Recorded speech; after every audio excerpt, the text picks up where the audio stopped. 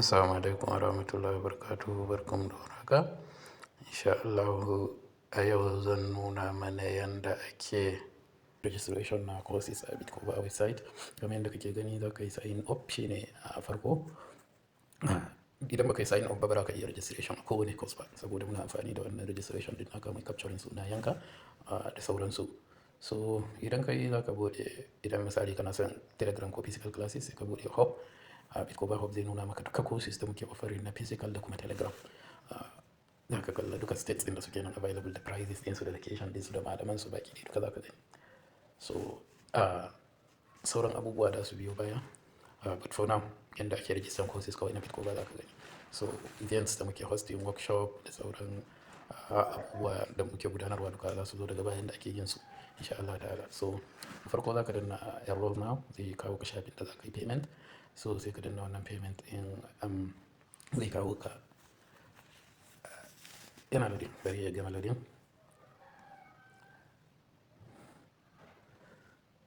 Zai kawo ka shafin check out. So za ka yi amfani da kowane payment method. Wannan dai za mu yi amfani da OP saboda yana da sauki sosai wurin payment OP insha Allah. So in ka danna OP zai buɗe maka check out na OP, inda za ka iya saka account number da kake amfani da shi a OP service ɗinka. Okay, so anan za ka saka phone number na account ɗinka da kuma login password da kake amfani da shi, kamar dai za ka yi login a OP app. So haka ne, ka sa account number kuma saka password. So idan ka saka password, login password ɗinka, sai ka danna next. Alright.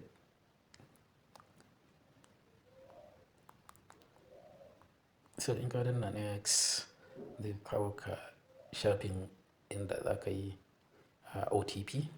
So za a tura maka OTP a lambar account da lambar da kake amfani da shi na OP. So zai nuna, zai tura maka OTP din sai ka copy ka saka.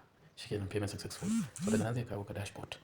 Idan ya kawo ka dashboard, za ka ga wannan course da ka yi register din. Duk courses da ka yi register za ka gan su a dashboard ɗinka. Yanzu kamar yanzu mun yi register in Telegram.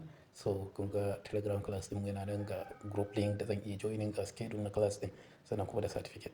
Sannan kuma bayan nan zai tura maka email da za ka gani don ka, da link ɗin still. Wannan link ɗin na dashboard ɗin za a sake tura maka shi through email. So za ka iya ganin shi a email ɗinka, ka yi joining wani Telegram group ɗin da za ka yi, za ka yi taking class insha Allah ta'ala. So wannan shi ne a takaice yanda ake registering Telegram class. So next zan nuna mana yanda za ka yi registering physical class.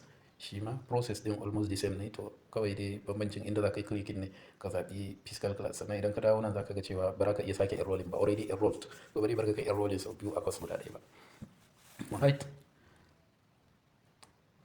So wannan shi ne. So za mu ga yanda za a yi Telegram order physical class, like bari mu ce wani class ya kamata mu zaɓa. Bari mu ce misali Bauchi ko kuma Gombe. So bari mu gwada Gombe 30,000 ne registration ɗinsu. So za ka danna enroll now. Okay, so in ka danna enroll zai kawo ka shafin payment. So complete your enrollment. In ka danna pay 30,000 naira, shikenan zai enrolling ɗinka. Sai za mu yi amfani da OP service. Feel free ka yi amfani da bank transfer ko kuma card ko wani abu mai kama da haka. So zai kawo mu OP inda mu iya samu, inda za mu saka account number ɗinmu. Already da zo mun yi saving account number ɗin da password ɗin, so that next mun zo payment ba sai mun sake imputing ne shi ba. So kamar yadda kake gani, payment yana tafiya successful, yana tafiya yanda ake bukata insha Allah ta'ala. So za mu saka OTP. Idan mun saka OTP successful, mu danna pay now. Shikenan, payment successful. So zai dawo da ni nan ma zai kawo wani dashboard. So za ka ga courses ɗin da na register sun karu bayan Telegram class, kuma ina da physical class. Okay, physical class na ɗauke da QR code, yana ɗauke da malamai, yana ɗauke da map na ajin inda za ka danna. In kai clicking map ɗin zai baka adireshin, ya ɗauke ka tiriyan ya kai ka har inda aji yake.